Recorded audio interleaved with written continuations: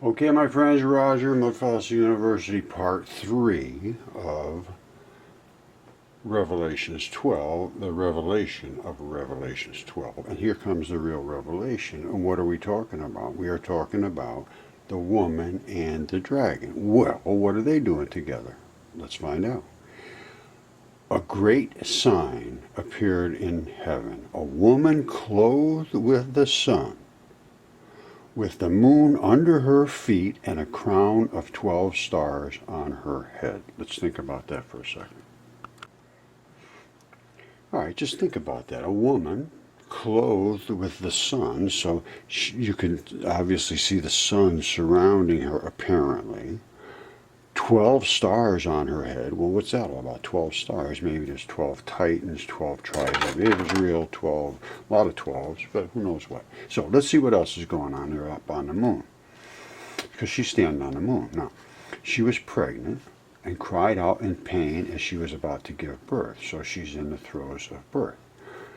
And then another sign appeared in heaven, and an enormous red dragon with 7 heads, 10 horns, 7 crowns on its heads. Its tail swept a third of the stars out of the sky and flung them to earth. All right, let's look at that. Let's think about that. Originally, I was under the impression there were 600 fallen angels, or 600 watchers, and 200 of them were the fallen angels, because 200 of them together said, let's all make a pact, let's swear we're going to do it, and then we're just going to go down. So 200 is 1/3 of the stars out of heaven. So he flung those bad guys down with him. The dragon stood in front of the woman who was about to give birth. So he's standing in front of the woman. So the woman is standing there. The dragon is standing in front of her so that he might devour her child the moment he was born. He's going to eat the baby.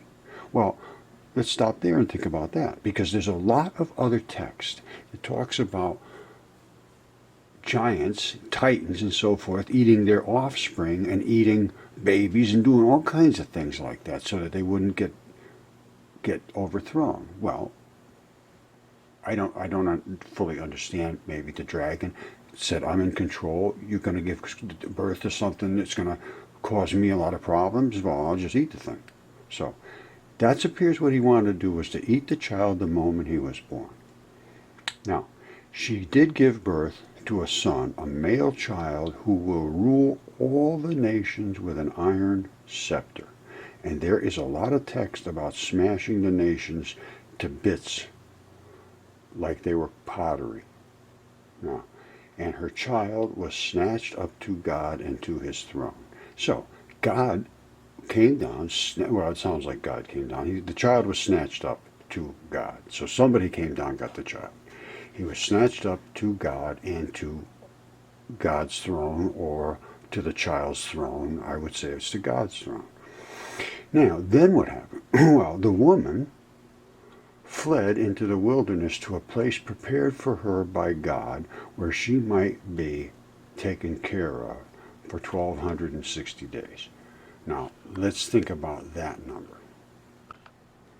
Okay, I just did a quick calculation on that, and that number ends up being 1260 divided by 365 is 3.452. So it's 3.5 years approximately. Now, I was told by someone that in the Sumerian text it talks about a giant, I guess it was a dragon, that's apparently what he said, a serpent or a giant or dragon or monster, whatever, that was killed and bled for 3.5 years.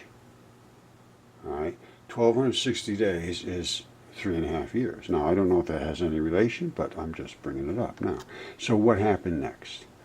Then war broke out in the heavens. So we know that somebody snatched up the child, brought him over to God, and the throne, whichever it was, God's or the child's. The woman fled into the wilderness to a place prepared for her by God, where she might be taken care of for 3.5 years. which is the time some monster bled out during, according to the Sumerian text. Now, which was 350 miles long, which is only a third of my dragon. Or if it was 350 miles tall, that I could understand, because that's about a third of its length, which I would assume would be its standing distance, but who knows.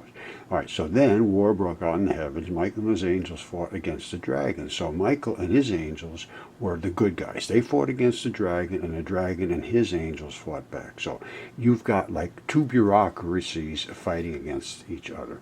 You got the good guys and the bad guys, let's call it. All right, so then what happened? He was not strong enough, and they lost their place in heaven. That's the dragon. The dragon and his angels were just not good enough. So they lost their place in heaven.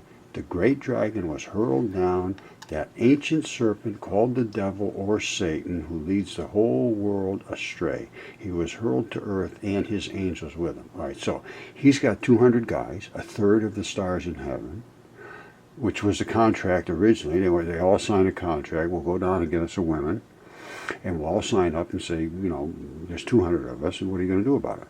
Well, here's what he did. There was war in the heavens, and they got thrown to the earth, and so the great dragon was hurled down. Now listen to this. This is very important to understand. The dragon is all these things, because sometimes it talks about a serpent, sometimes it talks about a devil, sometimes about Satan, it talks about all these different things. The dragon, so one thing is he's a dragon. Second thing is he's the ancient serpent. Third thing is he's called the devil. Fourth thing is he's called Satan. And he leads the whole world astray. So remember, he can be all those, well, he is all those things. Just one guy calls him that, one other guy calls him a different name, but they're all the same guy. Now, he was hurled to the earth and his angels with him. So slam, bam.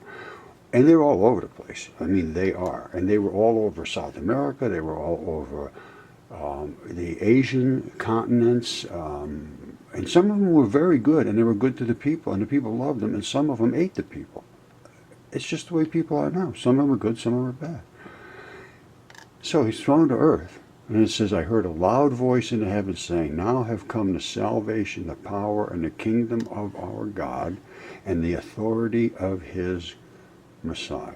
So, to me, God says, it's all over for you guys. You messed up. I gave you the chance. You went against me. You signed a contract. You blew it. Your case is closed. Now I'm sending my son down. All right? So, he sent down in the kingdom of our God and the authority of his Messiah. For the accuser of our brothers and sisters, who accuses them before our God day and night, has been hurled down. That must be Satan. I don't know why he's the accuser. I can't understand it. For the accuser of our brothers and sisters. The accuser, I don't know what that means. Who accuses them before our God day and night has been hurled down. Anyway. They triumphed over him by the blood of the Lamb and by the word of their testimony. They did not love their lives so much as to shrink from death. That's all the saints. They said, that's it. I don't care what you do to me. I'm not going to walk away. Therefore rejoice, you heavens, and you who dwell in them, because they did not shrink. Rejoice, heaven, for these people are coming. But woe to the earth and the sea, because the devil has gone down to you. He is filled with fury, because he knows his time is short. When the dragon saw that he had been hurled to the earth, he pursued the woman who had given birth to the male child. The woman was given 2 wings of a great eagle, so she might fly to the place prepared for her in the wilderness. You can read on to this. It goes on and on and on and on. And from his mouth the serpent spewed water like a river. That wasn't water. That was stuff to try to kill the fish. And the earth helped the woman by opening its mouth and swallowed the river that the dragon had spewed out of its mouth. This goes on and on. So, that is, it's pretty serious. And the dragon was enraged at the woman and went off to wage war against the rest of her offspring. those who keep God's commands and hold fast their testimony about Jesus. So coming after anybody that holds fast against Jesus. And that seems to be a fact. There's people in control that are seriously in control and have manipulated things so that nobody understands they're in control. All right, let's just go with that. Okay, I talked about Iapetus being a tendon ball, which it is. That and that are the anchors that hold that ball and feed it. And that is the line that would have kept it in place. Now, are these from the battles in heaven? I have no clue. Are they just standard body parts that can be planets? I have no clue. I know the Earth is alive. Mars appears to be dead but was alive. I have found unimpeachable evidence that it was alive. The Mars crab is an artery and a vein. I've got the Mars blueberries are tendon balls. I've done videos on all this. That is also a tendon ball, and I'm going to show you the evidence that proves that. Okay, that's one of those tendon balls. That is the seam in the tendon ball. The straps come up right under there, and they anchor into the tendon ball. One is here and one is here, really. That's what they are right there. But there's another strap that comes in. These are the ones that feed it and give it energy. And there's a strap that goes in there, which is the one that can stretch back and forth. Because this is skin. That's skin. Kaolin clay is skin. I'm telling you, it's skin. You see it, there's another one right there. That's what feeds them, and they break off like that. By the way, this was from Lily Lavender. I get so many things from so many people. I always want to try to say where I got them from, but I know I miss a lot of them. But I do appreciate them all, and thank you.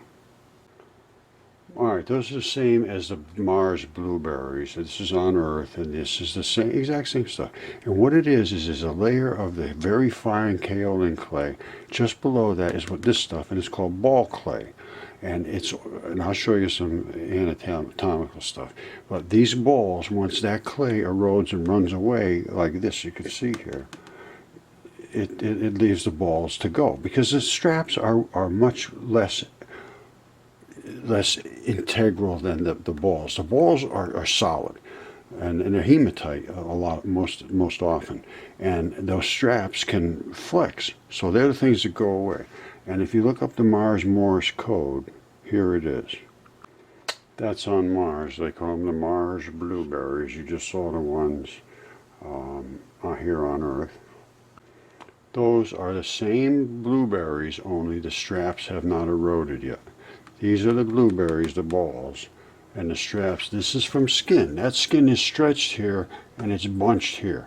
These are the straps that will make it all come back to just a nice even pattern.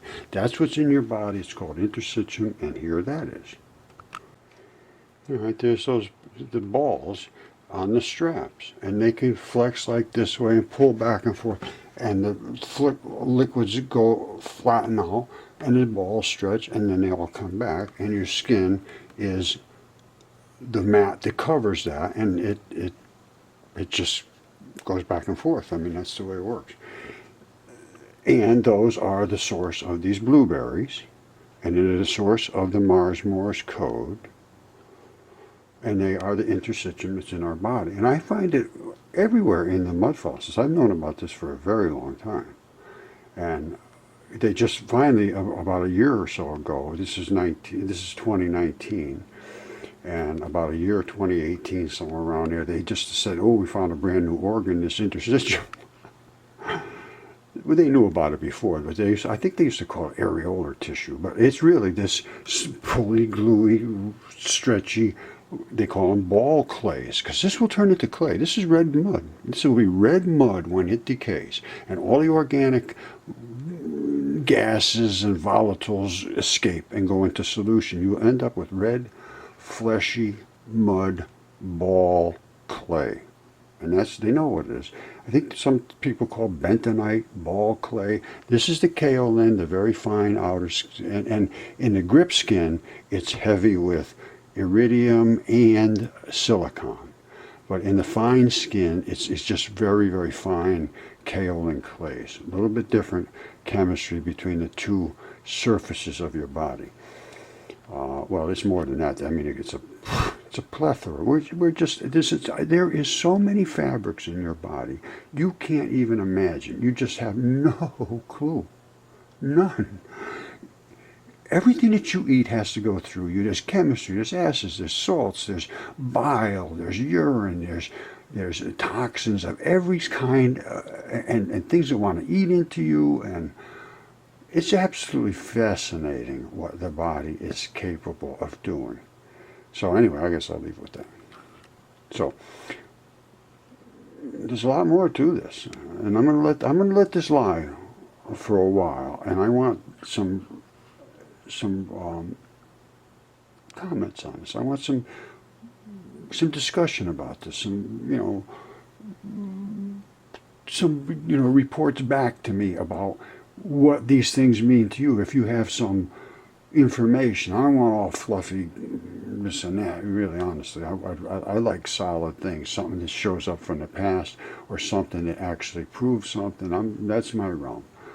So if you got something that really puts a step forward to this, I'm listening. All right, but just comment, and I won't be able to comment to everybody. I'm just slammed, and I'm sorry, and I still want to do the research, and I'm torn in a million different pieces. I'm telling you, but it's very exciting, and I hope somebody will find some meaning. That's all I'm looking for, because I'm finding my own meaning, and that's why I'm doing this. But I feel compelled to not just sit in a corner with this. All right, so do what you will.